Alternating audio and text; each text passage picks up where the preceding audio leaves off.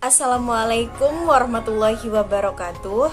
Nama saya Sagita Aklia Nurpahma dengan NIM 2001101138, kelas 4E, Program Studi Pendidikan Islam Anak Usia Dini, Fakultas Tarbiyah dan Keguruan, Universitas Islam Negeri Mataram. Di sini saya akan menjelaskan tentang 5 materi yang pernah dibahas dalam mata kuliah Bahasa Inggris Anak Usia Dini. Baiklah, langsung saja. Yang pertama yaitu tentang The Young Language Learner. Jadi di The Young Language Learner ini kita belajar bagaimana karakteristik anak dalam belajar bahasa Inggris. Nah, karakteristik anak dalam belajar bahasa Inggris itu dibagi menjadi 2 tahapan perkembangan. Yang pertama, tahap usia 5-7 tahun, dan yang kedua tahap 8-10 tahun.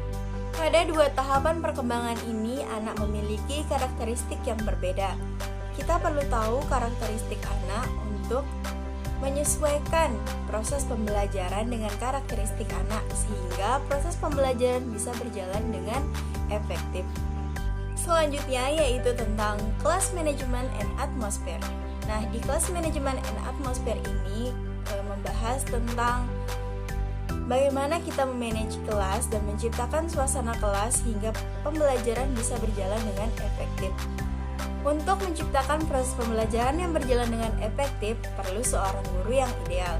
Nah, guru ideal itu seperti dia memiliki sense humor, berwawasan luas, mampu menyesuaikan diri, dan memiliki rasa sabar yang tinggi.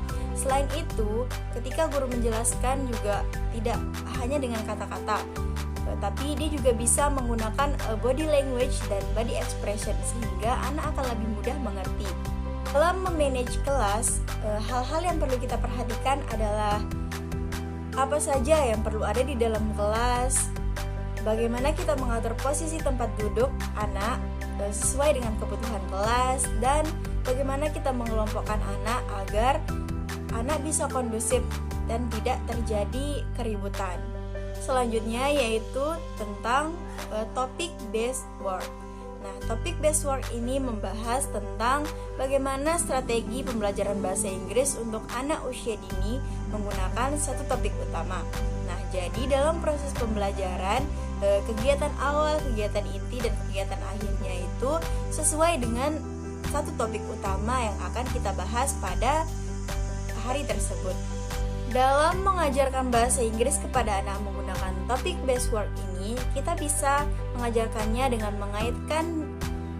mengaitkan pembelajaran dengan pengalaman dan hal-hal yang disukai anak. Jadi anak akan lebih excited dalam belajar bahasa Inggris dan anak akan lebih mudah untuk mengerti dan memahaminya. Langkah yang harus dilakukan dalam proses belajar bahasa Inggris untuk anak, yang pertama yaitu kita harus memilih topik apa yang akan kita ajarkan. Yang kedua yaitu kita harus menentukan waktu berapa lama proses pembelajaran yang akan kita gunakan. Bagaimana berapa lama kegiatan awal, kegiatan inti, dan kegiatan akhirnya. Yang ketiga yaitu kita memilih materi apa saja yang akan kita gunakan sesuai dengan fungsi dan situasinya. Selanjutnya kita memilih materi apa saja yang akan kita gunakan dalam proses pembelajaran tersebut sesuai dengan fungsi dan situasinya.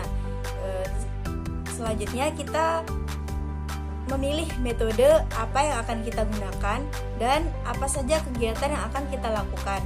Nah, yang terakhir yaitu kita melakukan penilaian. Penilaian ini dilakukan dalam proses pembelajaran, bukan penilaian akhir. Selanjutnya yaitu tentang Plan to Teach EFC. Nah, bagaimana kita membuat planning atau perencanaan dalam proses pembelajaran. Planning ini sangat perlu kita buat, yaitu untuk memudahkan kita mengajar dalam kelas, sehingga kita bisa mengatur waktu berapa lama proses pembelajaran yang akan kita gunakan, dan kita juga bisa tahu apa saja yang akan kita butuhkan selama proses pembelajaran tersebut, sehingga proses pembelajaran bisa berjalan dengan efektif. Selanjutnya yaitu Using Media in Teaching EFC. Jadi Using Media in Teaching EFC ini membahas tentang media apa saja yang bisa kita gunakan dalam proses pembelajaran bahasa Inggris pada anak usia dini. Jadi ada 3 jenis media yang bisa kita gunakan dalam proses pembelajaran. Yang pertama yaitu media yang bisa dibuat oleh guru dan anak.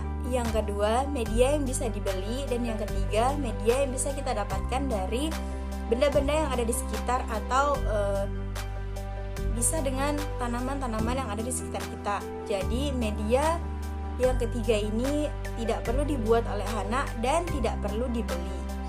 Sekian pemaparan materi dari saya. Apabila ada kekurangan dan kesalahan, saya mohon maaf. Wassalamualaikum warahmatullahi wabarakatuh.